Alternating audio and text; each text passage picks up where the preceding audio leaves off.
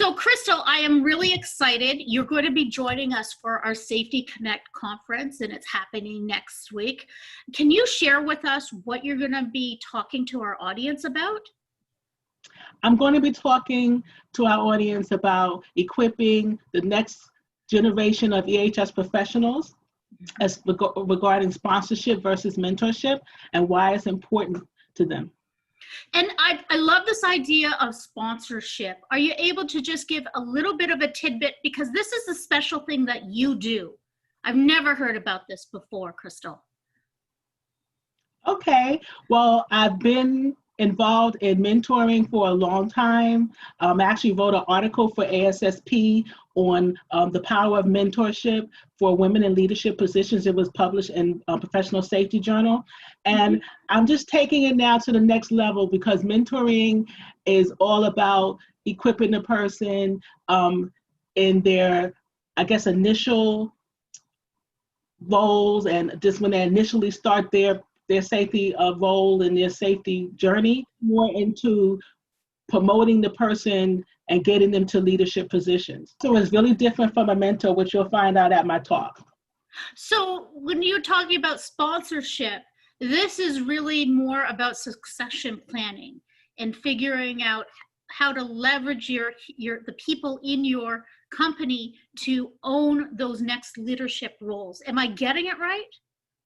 Yes, a sponsor is more of an advocate. They have proteges, so to speak, as well as like a mentor might have a mentee. And it could be a relationship where it's a peer-to-peer, or it's, it can be a person who's at an executive level and a person who's a little bit junior. But when you're talking about a sponsor, you're talking about somebody who really is an executive role, who's looking for them to benefit as well as for the other person to benefit.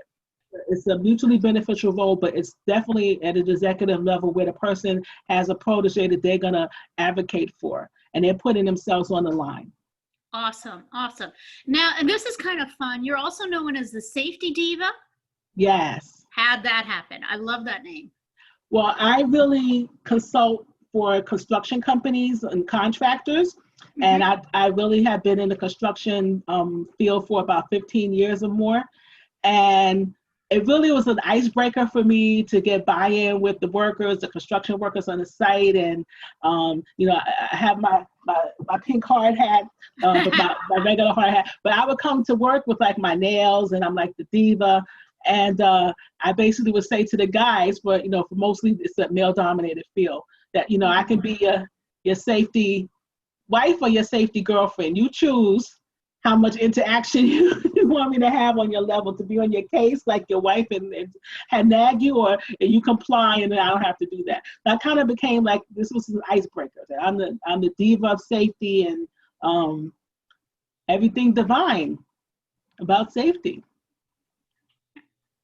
Now, I love that. And I think that was a really good way of breaking it and making it fun.